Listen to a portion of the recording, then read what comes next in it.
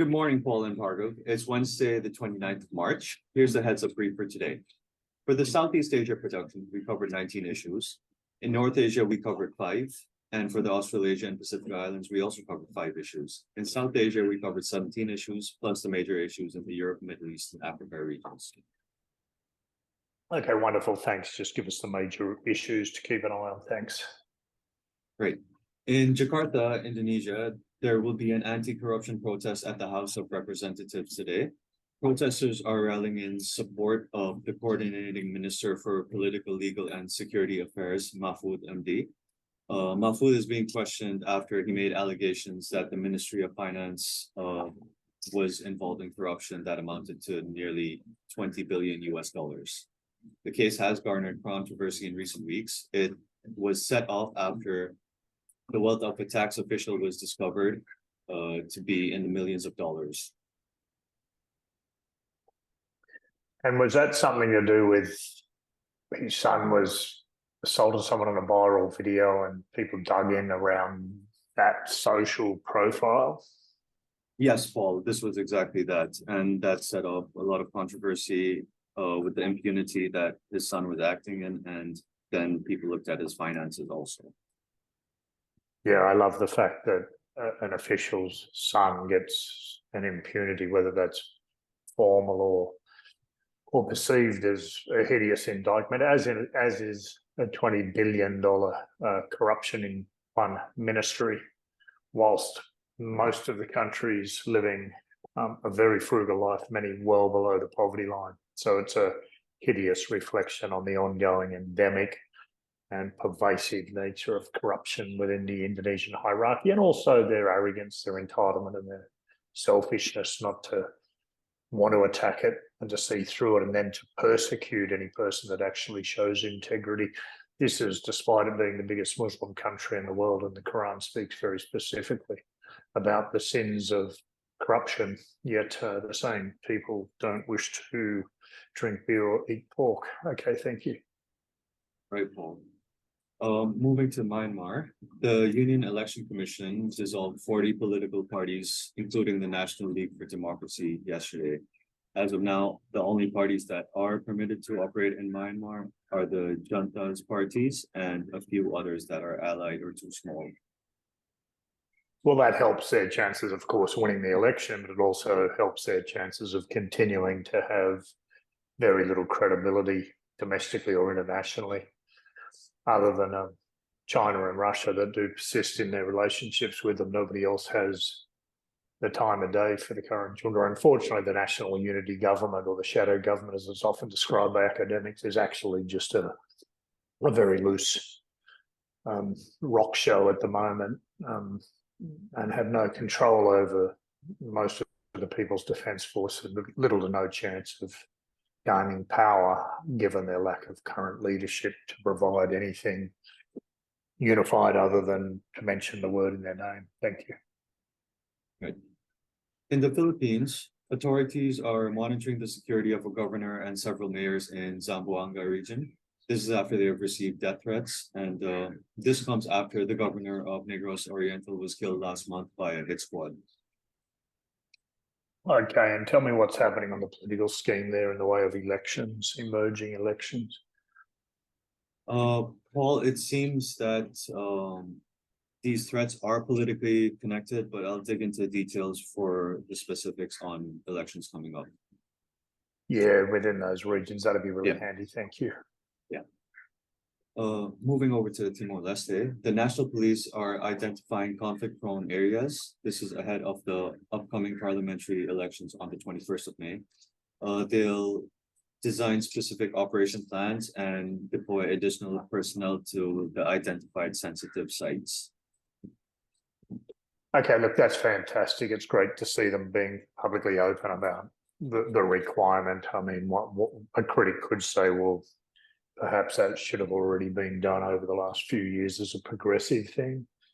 However, the incident recently with the political member from Kunder getting bashed because he wanted to change political sides has got everyone back on the toes, and obviously the Timorese police, and behind them the military, which has a backup to support civil society when there is unrest. they've both come a hell of a long way in the last 20 years. We've had 5 or 6 elections now, and they've done very, very well for a new state. And we would expect that trend to continue, just of course with the odd isolated incident, but nothing that the authorities are now capable of keeping in check very well, very efficiently. Thank you. In South Asia, in Bangladesh, the opposition Bangladesh Nationalist Party will hold protests and rallies across the country until the 20th of April.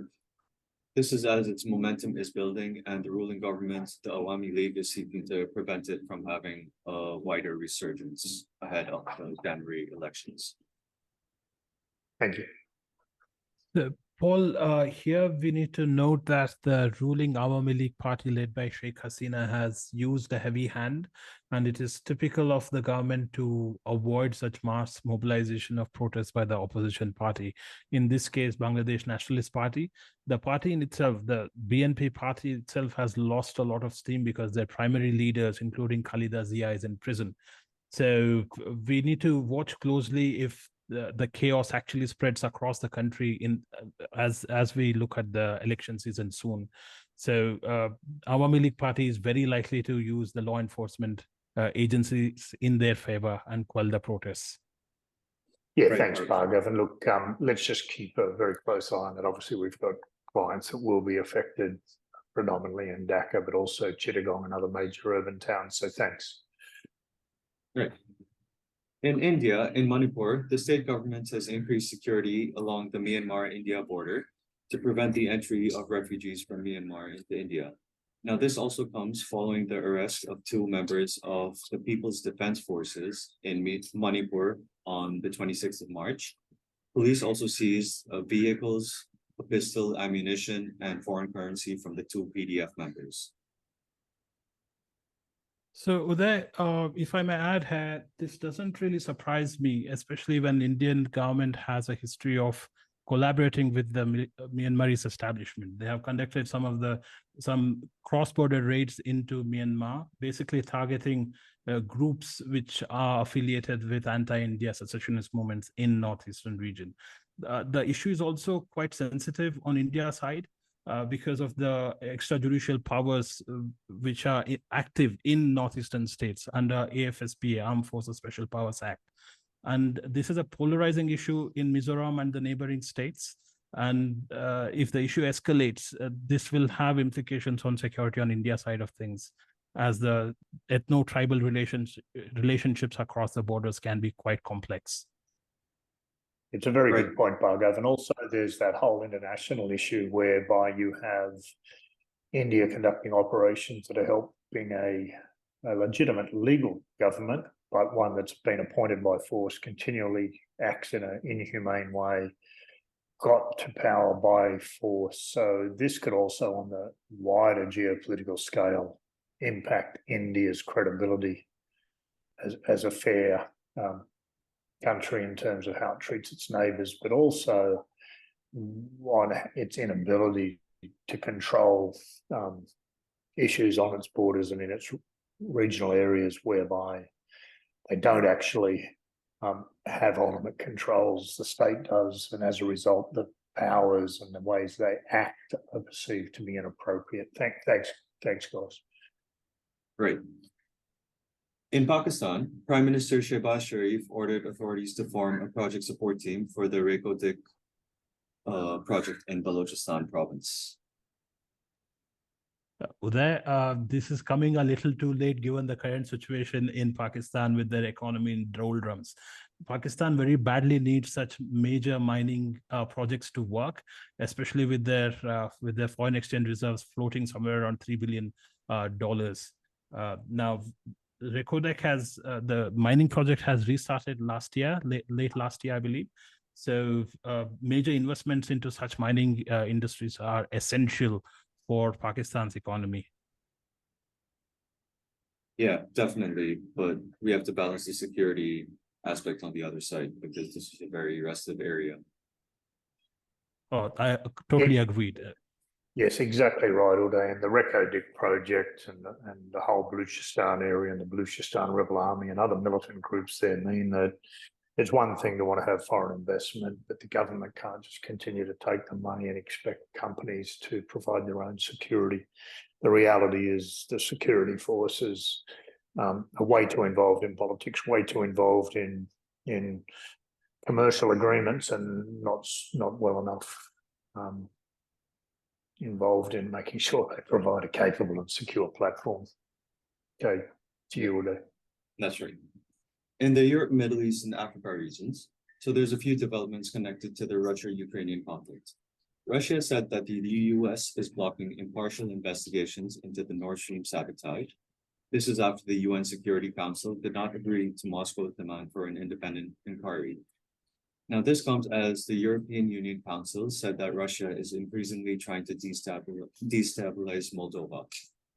The European Union is also looking at legal options to prevent Russian firms from sending liquefied natural gas to the European Union. This is after Russian LNG deliveries increased last year as pipeline exports to Europe decrease. That's interesting, Uday. Thank you. Lastly, there's been a few terrorism-related incidents that took place across European countries yesterday. In Greece, at least 2 Pakistani nationals were arrested for plotting terror attacks again at an Israeli restaurant in central Athens. In Portugal, at least 2 people were killed and several others were injured in a knife attack at an Islamic center in Lisbon by an Afghani national. In Bosnia, authorities have suspended and evacuated dozens of schools after email bomb threats in the capital, while Bulgarian authorities have suspended schools for the 2nd day due to bomb threats in Sofia. So that's a worrying sign, but do we know what's connecting all of these incidents? Are they isolated? There doesn't seem to be any direct connection thus far, Bhargav. Okay, so the Pakistani nationals arrested in Greece, that's a major concern because Greece hosts a lot of refugees from the Middle East as well as Pakistan. So we'll have to have a closer look at that. There could be affiliations with major groups in Pakistan as well. Right. We'll keep an eye out on that, and if anything else comes up, I'll update you on it. That's the brief for today. Anything else from you, Paul and Bhargav? Yes, look, I think the fact that they were targeting an Israeli restaurant in central Athens is also of note. Obviously, Israel's also had a rare beratement from the president of the USA, basically saying Netanyahu needs to settle down with his current path and backtrack because it's not going anywhere, even though they've stopped or currently ceased changing the judicial powers in the Israeli parliament. Fundamentally, though, it hasn't stopped. Demonstrations are continuing. So Israel's yet again another hotspot. This time, even America's starting to say what's going on there in Israel, and its propensity to lean right for political popularity is taking it down a path that it may lose its key supporter. Great briefing today, Uday. Thanks very much. All right. Nothing from my end, Uday. Thank you.